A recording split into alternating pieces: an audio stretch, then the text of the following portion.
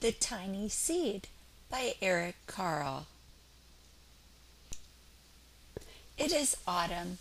The strong wind is blowing. It blows flower seeds high into the air and carries them across the land. One of the seeds is tiny, smaller than any of the others. Will it be able to keep up with the others? And where are they all going? A seed lands on a tall, icy mountain. The ice never melts, and the seed cannot grow. The rest of the seeds fly on, but the tiny seed does not go as fast as the others. Now they fly over the ocean. One seed falls into the water and drowns. The others sail on with the wind, but the tiny seed does not go as high as the others. One seed drifts down into the desert. It is hot and dry, and the seed cannot grow. Now the tiny seed is flying very low, but the wind pushes it on with the others. Finally, the wind stops, and the seeds fall gently down to the ground. A bird comes by and eats one seed. The tiny seed is not eaten. It is so small that the bird does not see it. Now it is winter. After a long trip, the seeds settle down. They look just as they are going to sleep in the earth. The snow falls and covers them like a soft white blanket. A hungry mouse that also lives in the ground eats a seed for his lunch. But the tiny seed lies very still, and the mouse does not see it. Now it is spring. After a few months, the snow has melted. It is really spring. The birds fly by, the sun shines, the rain falls. The seeds grow so round and full, they start to burst open a little. Now they are not seeds anymore. They are plants. First, they send roots down into the earth. Then their little stems and leaves begin to grow up toward the sun and air.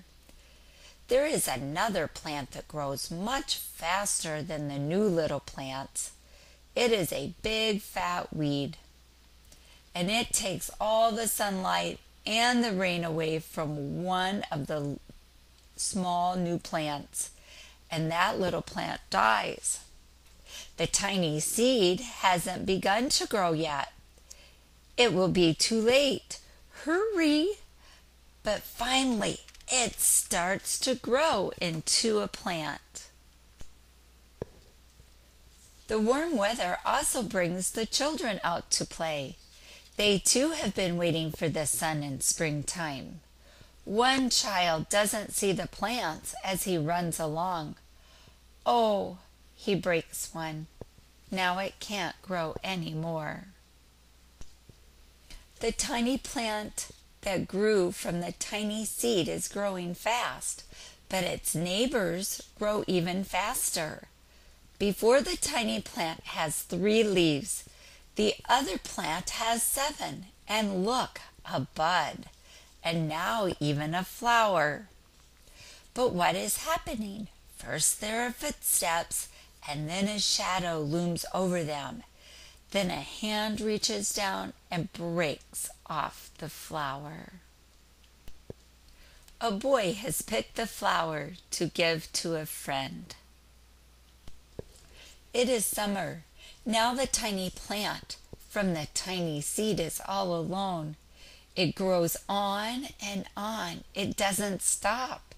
The sun shines on it and the rain waters it. It has many leaves. It grows taller and taller. It is taller than the people. It is taller than the trees. It is taller than the houses. And now a flower grows on it. People come from far and look at this flower. It is the tallest flower they have ever seen. It is a giant flower. All summer long the birds and bees and butterflies come visiting. They have never seen such a big and beautiful flower. Now it is autumn again. The days grow shorter, the nights grow colder, and the wind carries yellow and red leaves past the flower. Some petals drop from the giant tree, and they sail along with the bright leaves over the land and down to the ground. The wind blows harder. The flower has lost almost all its petals. It sways and bends away from the wind, but the wind grows stronger and shakes the flower. Once more the wind shakes the flower, and this time the flower's seed pods open. Out comes many tiny seeds that quickly sail away on the wind. The end.